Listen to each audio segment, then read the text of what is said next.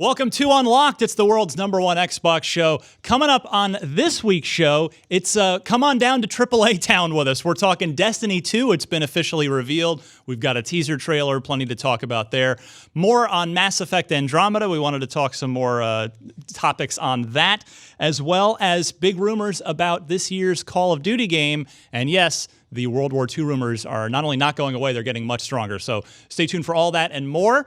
My name is Ryan McCaffrey. That's Destin Legary. Marty Sleva. Whoa. Sean Finnegan filling in for the under the weather. Alana Pierce. Alana, hope you are feeling better. I was under the weather last week, so it's... Who will be sick next week?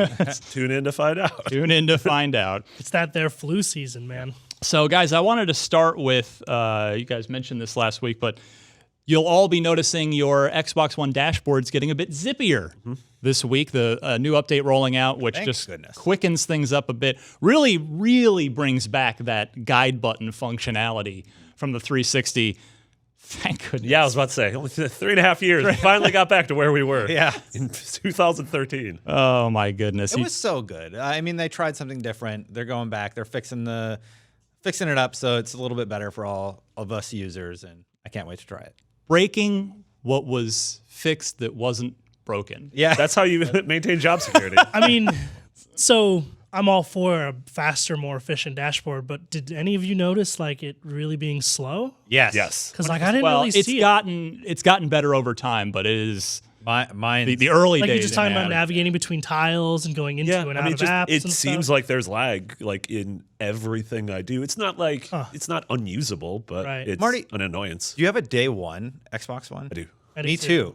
But so you don't notice anything, but Marty and I do. I thought maybe it was a console, but No. Oh yeah, no, I have the day one as the well. OS, I don't know. I mean, it doesn't really bug me all that much. Like I'm But never you notice it. I mean, like, no, I mean, not really. All right. Well, it should be over now. Yeah. As you'll see the update hit your console this week. And then also this just dropped in. This is just a nugget for you home theater enthusiasts, because the one thing, Xbox has done a great job of being the go-to console for home theater enthusiasts for sure, between the 4K Blu-ray player in the S that nobody else has, and now Xbox One has Blu-ray player bitstream pass-through support for DTSX, which is the sentence that I just said. This update allows the receiver to decode DTSX audio natively, which replicates and conveys the fluid movement of sound to create a richer experience than previously possible by moving sound to precisely where the mixer placed it. What just happened? So if a gunshot is coming from right there, and that's where the audio engineer wanted it to come from, it's going to be more precise. Yeah, if you've got the setup at home for it. Yeah. Which I don't, but I know a lot of people do. Like you guys know Alfredo Diaz, former IGN guy, real big into sound systems, loves the surround sound, goes out of his way to make sure that like everything in his home theater is as cinematic as it can be. And for people like him who are really big enthusiasts about this is actually a really big change because, like when you're in the movie theater, you have 16 speakers.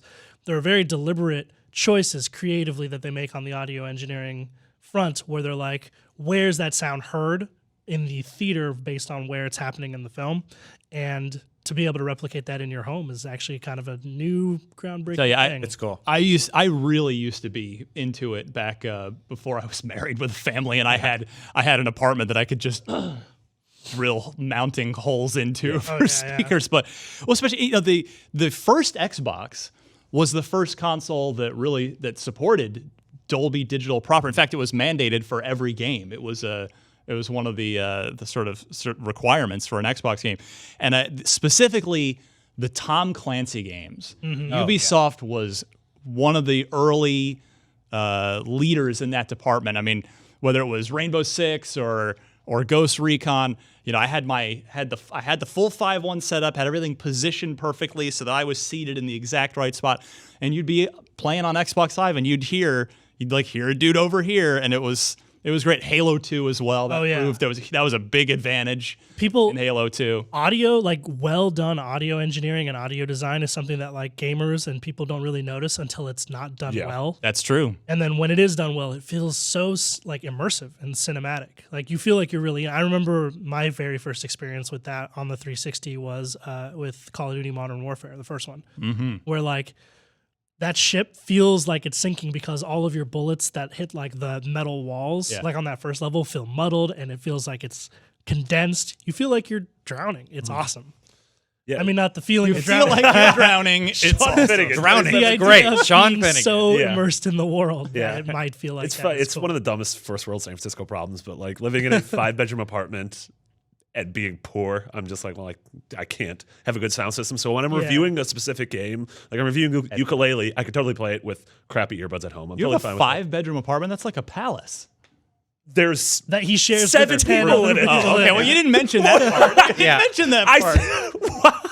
He lives in there alone. He's How much do you think Marty makes?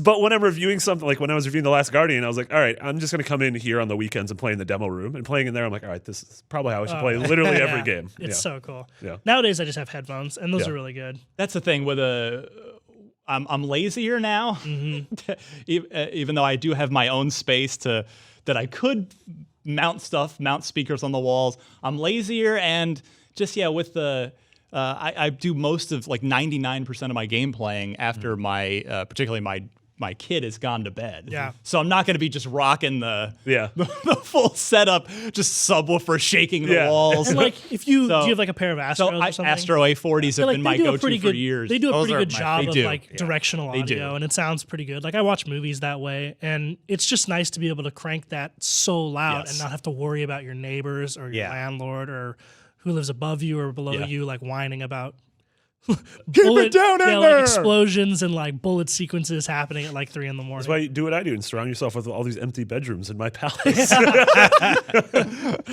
Oh my goodness! The other thing I wanted to talk about before we roll on the proper news this week, which there isn't much. Destiny 2 and Call of Duty 2 are they're two big stories, but that's about it. But I know you guys talked a lot about Mass Effect Andromeda last week. But the thing I wanted the question I've been wanting to ask and bring to a panel and have a discussion, because I think a lot of our audience might be I wonder if they're in the same headspace as I am with this. I was so looking forward to Mass Effect Andromeda, as so many of us were, and Destin, you in particular. You're such a Mass Effect fan. But I have to say, when our copies came in, it was a very busy time. We had Horizon, we had Zelda, but I was like, well, it's Mass Effect. My plan was to put Zelda aside, put Horizon aside, and I was like, I don't want any spoilers. I got to play Mass Effect. But with Mass Effect being it's a good game. Let's preface there, 7 point whatever we gave it, good. But here's the thing: it being a 50-hour good game instead of the 50-hour amazing game that we all hoped and wanted it to be. Yeah. I have found myself really lacking any enthusiasm to play because, especially, I'm hearing from everybody I trust, oh well, it gets a lot better 6 to 10 hours in, and it's just like, I don't want to do that. Yeah. Destin seems to. I don't want to do that. So claim. I'm finding myself in a position I did not expect to be in, which is like, I don't even know if I'm gonna play it. I mean, beyond the 2 hours, I did play the first 2. I played up to the dad moment at the end of that, whatever the first chapter, I guess. And then you're just like, I'm done. And I kind of, and then it's, I don't know. I don't know if I'm nuts, if I should be like just keep going, and I know it's going to be good, but I just Go, at least play past the dad moment and do the next section. And if you're not into it, bail. So Mass Effect 1 and that trilogy are among my favorite games of all time. I'm a me huge too. fan of it. Like I Mass Effect 1 for life. constantly Marty knows talk what's about I constantly talk about how Mass Effect 1 to me is one of, if not the most cinematic game out there, I think. And it's so to be able to to know that Mass Effect Andromeda doesn't really come anywhere near that bar, like it doesn't seem like good. A solid 7 is enough to draw me away from everything that's out there right now. Like I'm 60 hours into Zelda, loving every minute of it. All I really want to do is play Zelda. Like why would I want to walk away from that experience to play something that is just good or just okay? It's also, Mass Effect is up against the fact that this is a historically incredible start to a year in games from... That's fair. from Resident Evil to the ones we mentioned, and Neo and Nier and Persona's coming out, and all these amazing indies. And Halo came out, and For Honor. So I feel like that's the tough thing is like, your time is a commodity right now, and how you're going to spend your time, especially when a lot of these games are 50, 60 hours. And they're nines. Yeah, exactly. They're 9 or 9+. I wanted so badly with Mass Effect to come out and be a champion for the game and just be like, oh, I love it. It's so great. Look at all this great stuff. But I keep finding that I hop into missions and the animation problems totally detract from the overall experience. It is a major problem. I almost wonder how damaging this is going to be to the overall Mass Effect brand, and that's what's really scary. And that's exactly where I wanted to go with this next is speaking as someone who hasn't played more than the 2 hours yet, but you've finished it. You guys played it? No, I have spent about 50 hours in the game, and I am at 46% completion. Oh, okay. So you actually haven't finished the My story. goal is to 100%. Have you finished the story? No. No. So you're going for a full run. Yeah. Okay. Why? Which is Because I want to experience everything the game has to offer. That's how understand I choose to play the Mass Effect franchise. I want to do all the side quests and 100% viability on each so planet. you've before I move hit forward. on this though, Destin, and that's fair or not. Mass Effect Andromeda has taken so much crap in the community. Like it is damaged goods. I think do we agree on that? Even though, again, it is a good game, but because it's Mass Effect, good is not It followed 3 stellar games. Yeah. right. Yeah. So, and there's YouTube videos everywhere of all the glitches and the facial animations and all this stuff. Fair or not, we talk about it a lot. Perception can often be reality in the video game business, and sadly in a lot of other aspects of our society these days. But when it comes to games, so that is the position that the Mass Effect franchise finds itself in now, is very damaged. And what I want to talk to you guys about is, where do you think BioWare goes from here? There will inevitably be another Mass Effect game. Do they clean house at BioWare Montreal and bring in a bunch of new people? Does Edmonton take the game back in house and say, all right, we'll handle this ourselves? Like, what do you guys think is going to happen with the future of Mass Effect? Well, we know Edmonton's working on the new IP, right? They are, but plans can change when one of your so- flagships has this happen to it. I don't know what they do about this, honestly. Like, Mass Effect, you hear that name now and people are like, oh yeah, that's that game that was a disaster. And I don't know how. How did BioWare and EA sit down and say, yeah, we're going to get a pass on this one? I mean, this is terrible for them. I don't know what's going to happen to that franchise. Mass Effect Andromeda 2 better be flawless, or it's going to affect sales not only of this product. We're already seeing it in bargain bins. Like, that's how bad it is. Yeah, I don't know. I mean, Wait, really? That's not true. Bargain bins still exist. That's not Sorry. I'm using a colloquial Colloquial. term We got you to back. describe a discounted product that we're seeing online. Like, already there's a lot of tie-in deals where you can get the game cheaper. so that's not a good sign. I haven't really been following any of that. I have been following the perception because, like I said, I haven't played the game. I was planning on it, but now I probably won't until there's like a gap in my gaming schedule, which for the foreseeable future, that won't be the case, right? But I feel like this is just something that, as a creator, you got to put yourself in that position and realize, like, some of these losses, I guess if you consider it a loss, you just got to take on the chin, right? Maybe you try and maybe you try and earn some of that goodwill back by putting out 1 or 2 great DLCs, and then you kind of let the franchise sit for a little bit while you work on making the next game absolutely killer. And The Destiny model, even. Is that even fair? Potentially, to say? like, I mean, I would- granted, Destiny didn't have Destiny- nearly the Destiny image needs problem. to grow. Yeah, they did with the story. They still With have the that story, image problem with but- the they story. still have that image problem with the story. But I think the difference there is that, and I guess we'll probably get into this a little bit later, but Destiny is a different type of game than Mass Effect Andromeda, where Destiny has, from the get-go, people anticipated it to be this growing, evolving platform that would change over time and potentially at the end of its lifespan be very different than it was at the beginning. That was built into part of the audience expectation, whereas with a game like Andromeda, an RPG, People expected it to be predominantly fantastic. single-player RPG, even though I know it has multiplayer and it's probably pretty good too.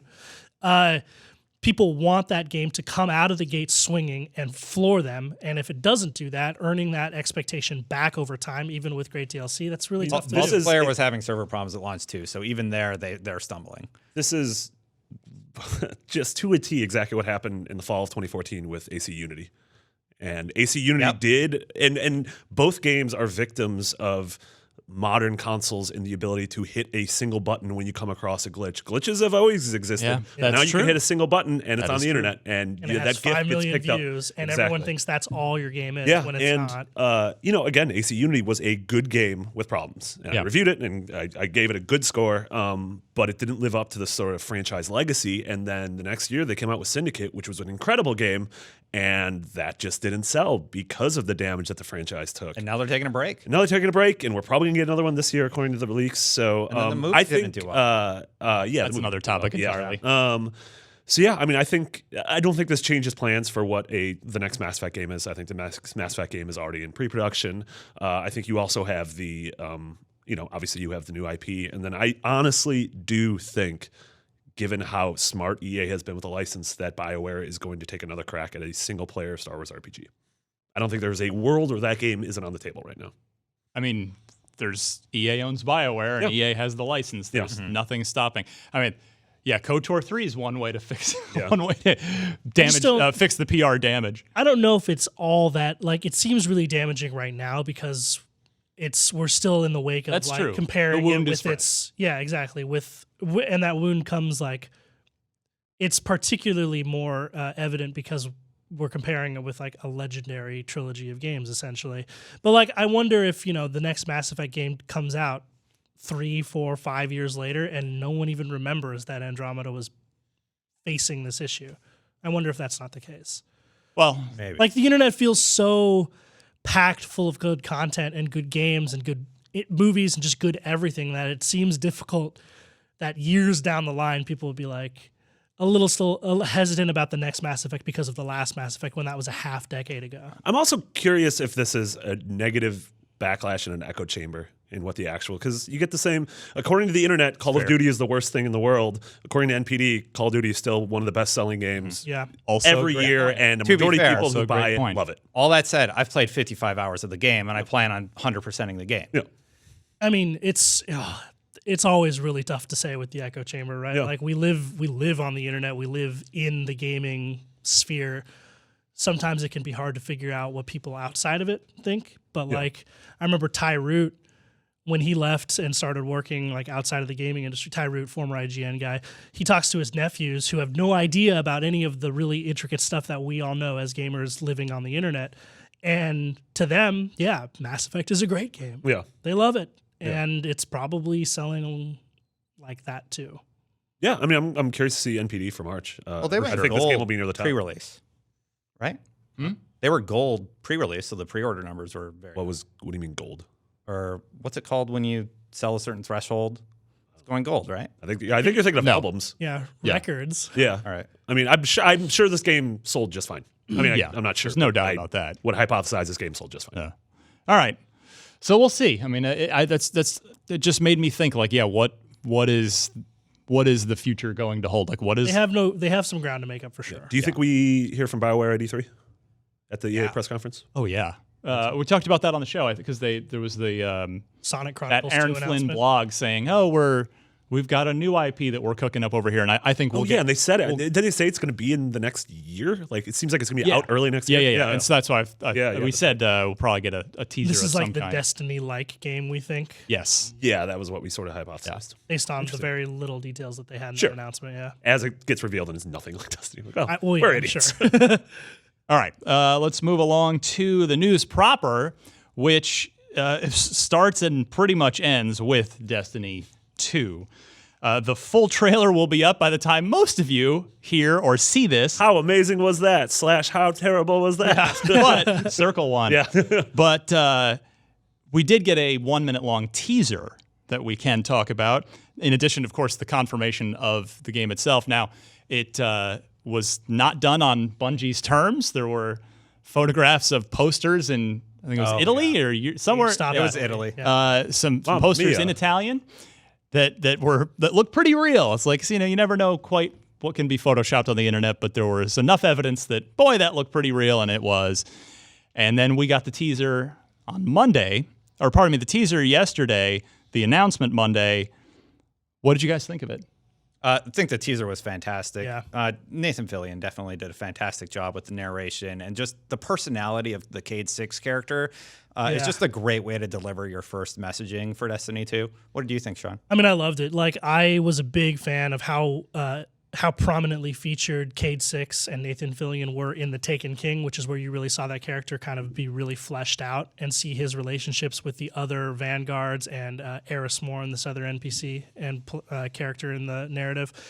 And to have him basically like be recounting a story in that classic, like funny but kind of serious Nathan Fillion tone, it's really funny and it's awesome. And it kind of does a great job of drawing the player into the conflict in a way that we haven't really seen Destiny do before with their teaser trailers. I mean, what the best teasers do is set a tone and a mood, and if this is the tone and mood that Destiny 2 is going to sort of abide by, that's awesome. Yeah, because this seemed like, especially, it seemed like it doesn't even seem like Bungie has done such a good job of learning from the mistakes of pre-release Destiny to early Destiny to what it is now, and sort of course correcting and turning this into the game that the community wants. And this is something, I don't know, I think this is so cool, and I think this is a perfect example of a game that totally launched as a 7 and 2 years later is a 9. totally. Yeah. There's a ton of little community details in there too. Like you can see the new Monarchy faction. There's little characters in the background. You can hear Zavala in the background yelling at Cade, so you still have that banter between the characters. There's a ton of little Easter eggs for Destiny 1 fans not Easter eggs, but just little nods to the original series for fans to pick up on. It's just one of those things that does so much with so little, right? Like the trailer is basically Cade recounting like an attack that happened to, we don't know who at first, but it turns out one of the big reveals of the trailer, and it's not much of a spoiler, is that who he's talking to is just one of those little sweeper robots that sits in the tower, which is something that like, yeah, if you're a Guardian, you've been playing Destiny for a long time, you see these people in the tower all the time and they don't do anything except clean the tower. And, it's really funny because like they're basically just like janitor bots. And the janitor bot isn't really listening to him. In fact, it probably doesn't even know he's talking to him. And then it turns out that like this encounter is still happening, and he's for some reason at a bar having a drink while this like invasion is happening. It's really funny. About that, he is at a bar in what looks like the city. We never actually traveled there in it's the always just original below the tower. Destiny 1. So it's going to be a lot more focused around this area, it seems, so far. And that's really exciting for Destiny fans. Yeah, I'm right with you, Marty. As somebody who, again, I've said it multiple times, I played through the campaign of the first game and then bailed out, and I haven't come back. I love the tone it set, and I love that just the fact that it was a character, and like the teaser was a character telling a story, which is exactly what I want. That's exactly what Destiny 1 didn't do a good job of giving me, in my opinion. So that just that is enough to get me really interested again. Now, from those European posters, those Italian posters, looks like it's going to be out September 5th in the U.S. Unless that's Italian. That's the games usually come out on Fridays in Europe and usually come out on Tuesdays here. Maybe they'll do a global release, but so 5th to the 8th in Europe, and then it's a question of whether it's the 5th or the 8th. That was around when Destiny 1 launched. Exactly. Exactly. And there will be a beta in June, which is That was from Eurogamer, right? I believe the people who leaked the poster told Eurogamer that the beta will be in June. Okay, that's what it was. Thank you. We'll give credit where credit's due there. And it's live now. Yeah. Oh, God. What if the trailer comes out tomorrow and they're like, the beta's live no, I now? meant that'll be the announcement on Sony's stage at E3. Oh. I guarantee. I would bet money it's going to be live Monday night of E3. So bring your console, Destin. I will. Well, that's where I wanted to go next is language, little stamp on one of those posters is, hey, DLC's first on PS4 again. So and the particular language here, which is something that Brian Malkowitz, another one of our IGN producers, pointed out to me, was it has an asterisk saying at least until fall 2018, which means they potentially could pull a DLC move out of the Rise of Iron book and make that DLC exclusive for 2 years, which is what it was for Rise of Iron. Like you have yet to get some stuff on the Xbox side, and I won't until literally the sequel to the game is out. Yeah. Which is, as an Xbox crazy. player, So that's we insane. We wondered when we were talking Scorpio recently, like, oh, could Microsoft swoop in, try and grab the marketing deal for Destiny, say, hey, Bungie's back with us now, come on over. No, that didn't happen. Not the case. But what I want to ask, because a few people tweeted me saying, you know, this is BS. I'm not buying the game at all. This DLC thing again, and that's okay. I mean, if that's vote with your wallet for sure. But I wanted to put it out to you guys: is this a problem for Destiny players that this platform content restriction, which it's purely artificial because it is a business move. There is nothing technically stopping them from putting this content out on Xbox and thus on Scorpio this fall. So, Sean, as a Xbox One Destiny player, are you tempted to switch platforms? Are you just gonna take this one on the chin? Do you care? Yeah, so I definitely think it's an issue. I don't think it is a small issue. I personally, as an Xbox player, feel slighted by it. But I will never switch because staggered sticks for life. Sorry, that's just how it is. That's Sean's first tattoo. Anytime I go to an event and play Destiny on PS4, they always show it on PS4 at E3s. It's part of the marketing. It's part of the marketing. I can't stand the DualShock 4 controller. Like, for shooters, you're talking about. Totally, but we are talking about Destiny. Yes. Here. Like, it is a great controller. It's a huge step up over the DS3. It is still, in my mind, for shooters, light years behind the Xbox One controller. I think it's fine. Yeah, it's good. I don't care. I think it's yeah, fine, yeah, but I do agree. I think for shooters, the Xbox One controller is better. Not a doubt in my mind. There's no way I could ever go to the PS4. But it sucks knowing that the PS4 player base gets experiences out there that I don't, for no other reason than that was the deal that was struck on the business end. People tweet at me and they're like, well, why aren't you whining about Call of Duty? This was how it was in the Xbox 360 PS3 generation where all the exclusive maps and stuff came to Xbox first. And it's like, okay, valid point. I didn't play Call of Duty back then, so that's why I'm not talking about it. Yeah. But with this specifically, I feel like it's a bummer because here's the thing is like Xbox players pay the same $60 that PS4 players do and then in the end get less content and less experience for no other reason than that was a business deal. And that sucks. And it's not as if these experiences are totally just small and cosmetic. For instance, not in Destiny's case. Yeah, the one I always some bring games up, it is. The one I always bring up is Xbox players got Hawkmoon, which was this exotic hand cannon, a year after PlayStation 4 players did. Now, this is a really special gun because it has two perks on it. One is called Luck in the Chamber, which means one bullet in the magazine does extra damage, and then it has another perk on it called Holding Aces, where two bullets do extra damage in the magazine. But the trick is, all those two perks could proc on the same bullet, which means if you were lucky, you could one-shot a Guardian in the head. And for a long time, there was this 6-month period where everyone was loving this new weapon that you could run around and one-shot people with, and that is just something literally no Xbox player ever got to experience. Ever. It's just an experience that a bunch of people had. When it came to Xbox, it had changed, and it was just they nerfed it. An okay weapon. And that's just one example. It's not just Hawkmoon, it's exclusive strikes, exclusive missions, and there's a bunch of exotics out there. We still don't have Zen Meteor. That's such a cool exotic that I wish I got to play with, but I can't because why? It's really frustrating, but not frustrating enough to the point where I would deal with moving over to the PlayStation because now you won't. Out of here. You won't move the sticks for PlayStation. What if it comes to keyboard and mouse and launches on PC? Well, so that's actually the secondary lining to this is I'll bet you this becomes an even bigger issue once PC people who are tend to be a way more vocal crowd anyway realize they're not being treated equally either. I think that's going to be even bigger. I think it'll blow up even more. Well, I don't know. It's real frustrating, man. It causes me stress to think about that.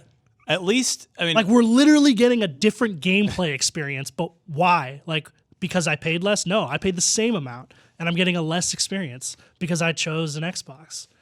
It sucks. At least the Xbox has a feature you don't talk about much because it's pretty new, but like looking for group is an awesome feature. That's fantastic. And it's That should super be in the useful it'll be super Totally. useful for Destiny 2. Yeah. Totally. I mean, it's interesting all the different factors are going to go into what people are going to play this game on, because it's going to be where are your friends? Yep. Obviously, the install base is going to be bigger on PS4.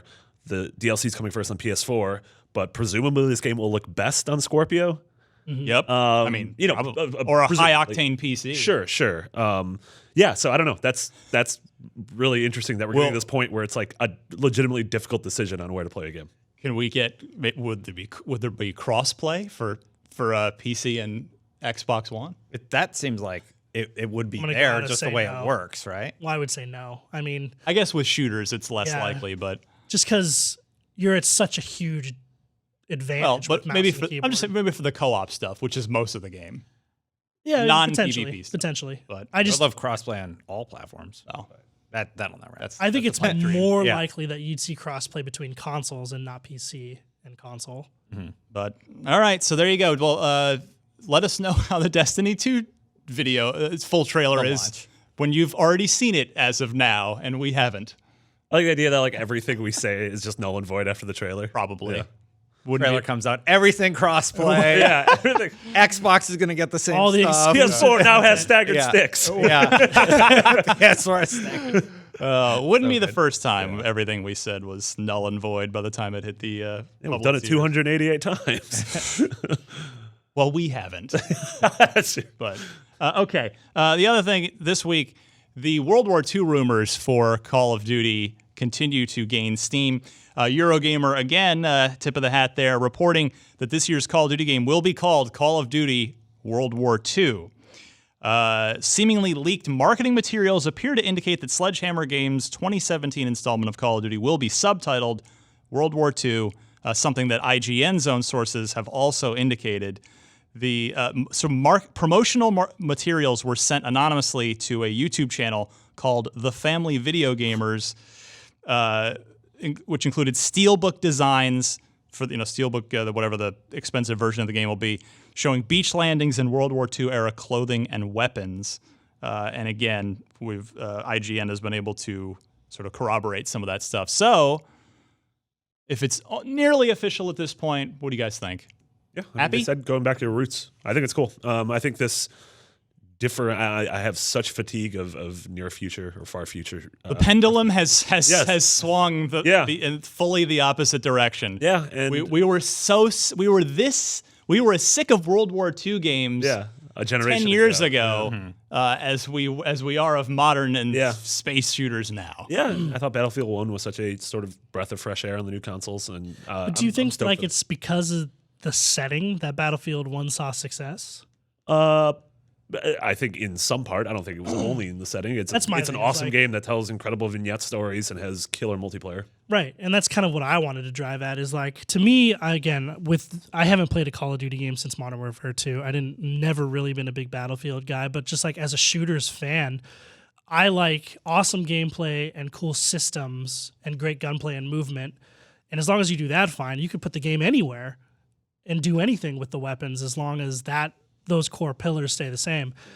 It just seems like for Battlefield 1 to go back to the World War eras and then for Call of Duty to do that same thing the very next They're year, going to be I at feel a like, disadvantage. yeah, like It's I gonna feel look like like they're you're copying. pushing the Call- rock up But the Call hill. of Duty and gonna look Battlefield like are such different games, and obviously this is a three-team development cycle. So this game's been in development, coincidentally with Just as 1. Battlefield 1 was in development for quite a while too. Yeah, Yeah. Everyone's going to make those comparisons, though. Yeah, well, they're wrong. Immediately, they're going to compare to Battlefield 1 when this launches and be like, which one did it better? Oh yeah, I mean totally. Again, granted, Who wore it better? Yeah, exactly. Who World War it better? I don't know why I did that. I shouldn't have done that. Thank you for beating me to Yeah, that. yeah, sorry. I don't know. This is cool. Yeah, it's and Sledgehammer's had, I thought Advanced Warfare was really solid. That's Really my like the take campaign. on it. Yeah. Is Sledgehammer made my favorite Call of Duty single player campaign in a number of years.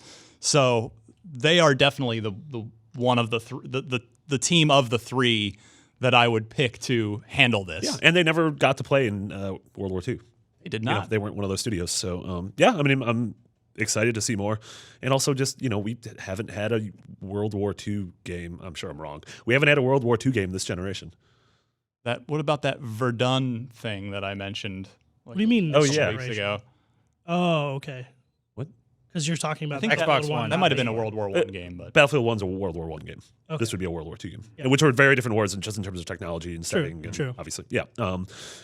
Yeah, I don't know. I'm all for this. Especially, it's smart of Activision to be like, hey, our 2 shooter pillars this fall are going to be Destiny 2 and possibly this World War II game, which are so diametrically opposed. yeah, it's supposed to having 2 sci-fi Yeah. shooters going. Well, it's cool if the 3 big shooters this fall are these 2 and Star Wars. Like that Some rules. good variety there. Yeah. Yeah. All right. So Call of Duty usually gets revealed on like an NBA playoffs TV commercial, something like Coming up that. soonish. Yeah, I think April. I think late April. April Yeah. or May. Yeah. So that should be within around 30 days or so.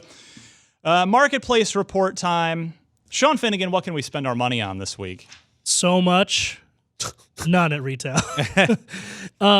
On digital, though, we have The Walking Dead Season 3, Episode 3, which is $5. Looking forward to getting back into that.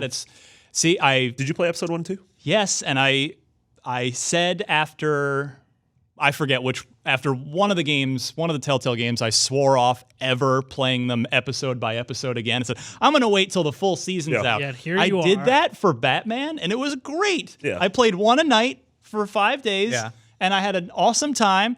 But then I adore the Telltale Walking Dead games so Yeah. much. And it was over the Christmas, the holiday break that we had that they dropped the, episodes 1 and 2, which were kind of just part 1 and 2 of Yeah. the same thing. I was like, okay, I'm going to play these. So I got some free time, played them, very much enjoyed them. Yeah, so did I. And now it's been 3 months and I Yeah. have no idea what happened. So are you going to hold out for Guardians? Are you going to wait for Guardians of the Galaxy to finish? Yes. I bet Screw you. that. I bet you. I bet you're not.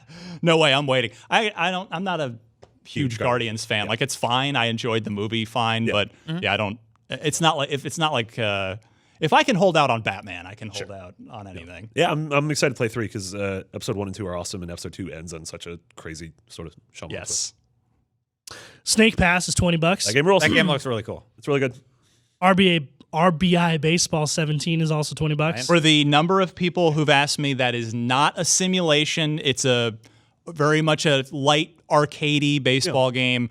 I haven't played it since like they first started doing RBI baseball again, which it's been a few years. So I don't know how much better RBI baseball has gotten, but it is not MLB The Show. It is not. So It is still insane to me that Xbox doesn't have a simulation baseball game. It is insane to me. it's not though. It's not. Why? So I have talked to developers about this.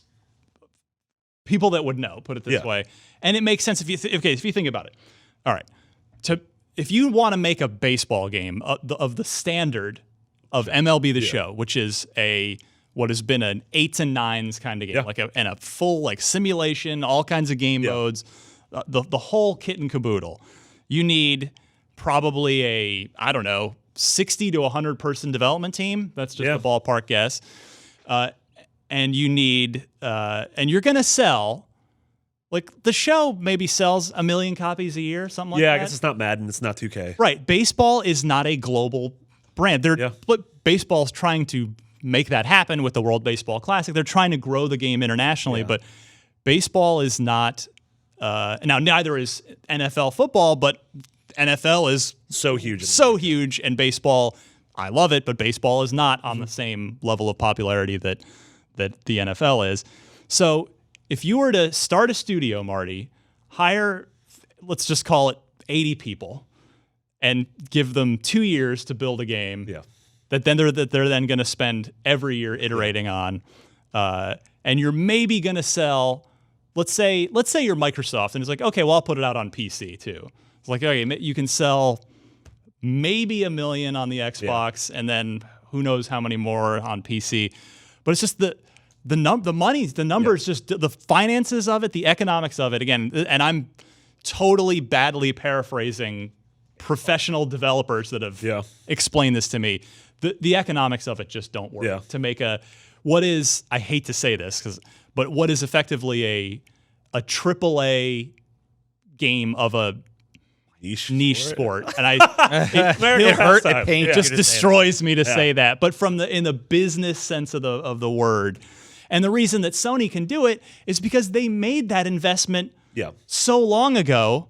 The show's been running for, I don't know, 10 years, more than that. Like that investment has been made. So Sony effectively is just spending.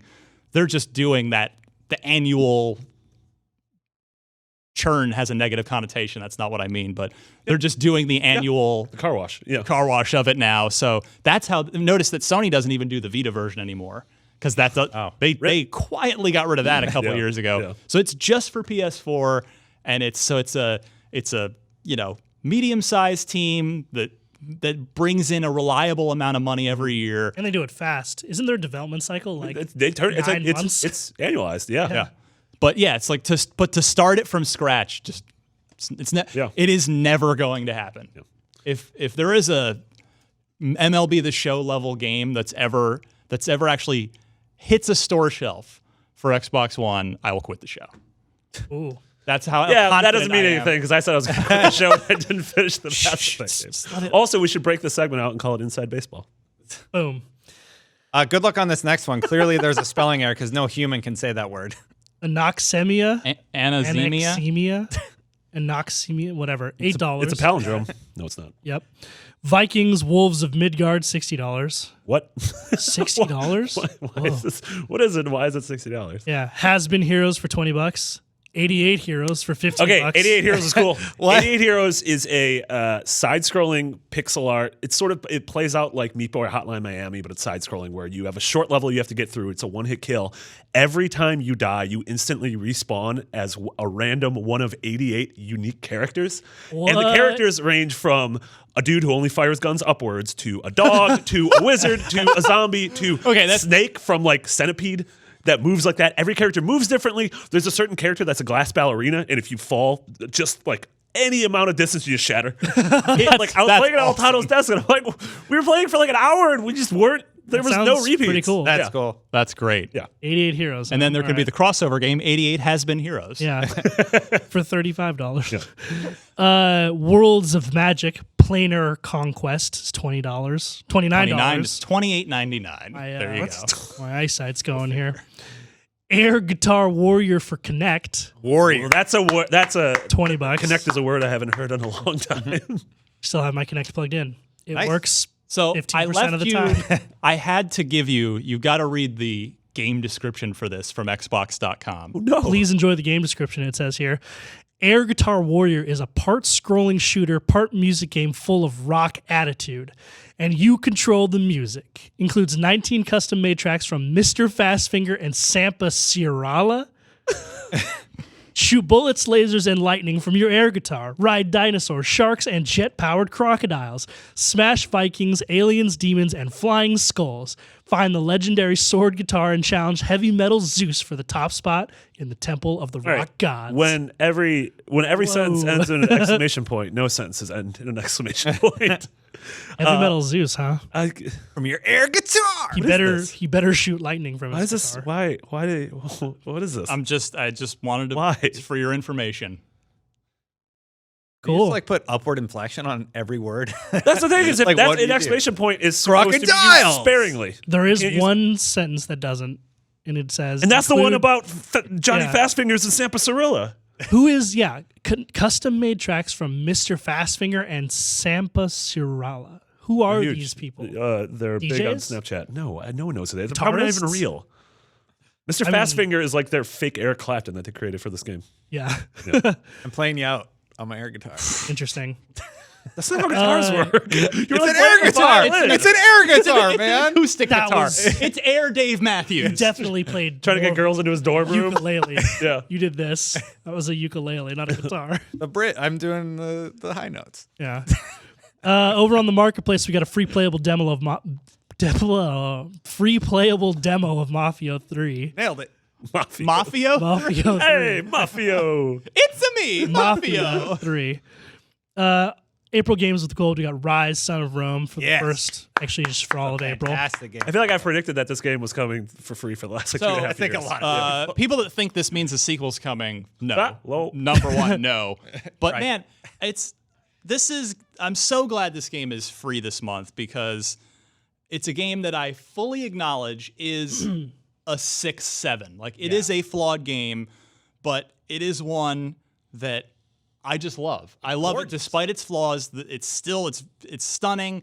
The set pieces are incredible. Every level looks a different kind of stunning, and the Marius, the lead character, is great, and the story is awesome in this game. Perfect free game. That sounds cool. Walking Dead Season 2 from Sorry, April, that was. Oh, never mind. Go ahead. April 16th to May 15th. Darksiders, the first 2 weeks of April, the 1st to the 15th. And Assassin's Creed Revelations, the last 2 weeks of April on Xbox 360. Should also be noted that Darksiders is also Xbox 360. Yeah, they're of course all playable on the backwards Right. compatible. It's weird. Didn't they release the Darksiders current gen special edition very Yeah, recently? the remaster. So which is I don't very really, strange. I don't really know much about Darksiders except for that like Audrey Drake reviewed it back in the day, But like and then ever since we've had just like a giant Darksiders scythe in a box floating around the office. Oh, that's what's in there? so big that we don't know what to do with it. So it just sat in the pit for literally like 10 months, and then someone was like, "What's in that?" And we were like, "Oh, it's some Darksiders scythe." And then like Pablo pulled it out of the box and was like, "This was a mistake," and then went back in the box, and now it's somewhere. Yeah, it's hanging up in the corner by the pool table. Oh, okay, cool. For a long time, it was just in that. You play box. one of the 4 horsemen of the apocalypse, and it was an excellent sort of Zelda-esque Yeah, game. Zelda Cool. meets God of War. Darksiders 2 was awesome. I thought you were going to defend the giant scythe that we were Yeah, sent. scythe. It's a large weapon with a sharp thing at the end that you use to cut corn or Darksiders. your enemies. Very popular. Good game. Absolutely. All right, good stuff. Let's move to the Unlock Block Trivia, which we play now just for fun, thanks to the lawyers. Justin writes in and asks, which of these 4 Japanese role-playing games was released to Western audiences exclusively on 360, but in Japan was exclusively released on PS3? I thought that was an interesting question. That is interesting. Good. So your choices, gentlemen, are Lost Odyssey, Blue Dragon, The Last Remnant, or Tales of Vesperia. I played all those games Let me bring up the On what? scoring. on 360 in America. Things have tightened up. Destin still in the lead at 3 points. Marty right there with 2 points. Alana at 2. And the Shark at 0 for the year so far. But you have far fewer opportunities. True. What do they To say answer. about sharks? They attack from behind. They attack when you least expect it. No, if you're attacking right now, I expect it because this is the trivia round. Punch them in the nose. That's what they say.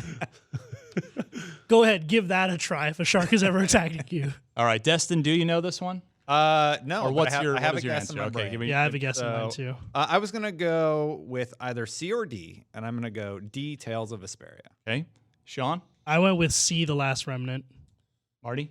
I'm also going with D just because that was the Namco one, and I feel like that's a weird thing Namco would do. Also, I don't think either of them, I'm pretty sure both the Mistwalker games, which are 1 and 2, were Xbox exclusive everywhere. Yeah. So yeah, going D. Tails. It is Tales of Vesperia. Good job. Keeping the lead. And thank you to Justin for sending in that question. Thanks, If you want to try and stump the panel, please send your Xbox trivia question. Include 4 multiple choice answers. Note the correct one in your email and send it to unlocked@ign.com. Please don't send in the question of what was the last game ever released for the original Xbox. It's Madden 09. We've done the Who hosted the Xbox reveal alongside The Rock? And Bill Gates for The Rock. Okay, yeah. Just a friendly word of advice. Yeah. That's it. Let's hit the road. I want to get out of here, get some lunch. It is after 1 o'clock already. All right. Destin, what's going on that we should be paying attention to in your world? A lot of Destiny 2 stuff. By the time you watch this, the live stream will have probably happened, and that's what I'm working on today. So I'm in a weird place right now where I'm focusing on that. So probably a lot of Destiny content from me coming down the road shortly. John? Got a really interesting new vlog style pilot going up in like a week or so. I can't say too much more about it because we're still working on it, but if you want something a little different from IGN, this may be the opportunity. Vague and teasery. I like that. Marty? I should work in PR. I guess by the time the next episode airs, my ukulele review will be live. I think that goes live on Tuesday. So read that soon. Oh, and I forgot to mention, because it's not actually out yet. It'll be out on Friday. Again, probably when many of you hear this. Thimbleweed Park is out on Friday, and it is out for Xbox One as well as PC. I'm reviewing that, so look for my review, again, probably by the time you see this. It's the 30th at 9 a.m. is the review That's embargo. the Ron Gilbert, very classic LucasArts style Scum. Yes. So the creator of Monkey Island, Ron Gilbert, made a basically a time capsule of a point-and-click adventure game. It's as if it was made in 1987, but other than it has full voiced VO. I guess that's probably the one thing that they weren't doing quite yet in '87. But that's a point-and-click adventure game, which I am reviewing. So look out for that. And you can follow me on Twitter at DMC_Ryan. Support us on IGN Prime if you feel so inclined. No ads on videos and on the site. And you get occasional beta access, occasional free games. You can sign up at IGN.com/Prime. It's $30 for 1 year. For The Shark, Marty, and Destin, I'm Ryan. This was Unlocked 280, I think 9. I think I forgot to change it. I think last week was 288. Anyway, 280 something, and we'll see you next week. Bye.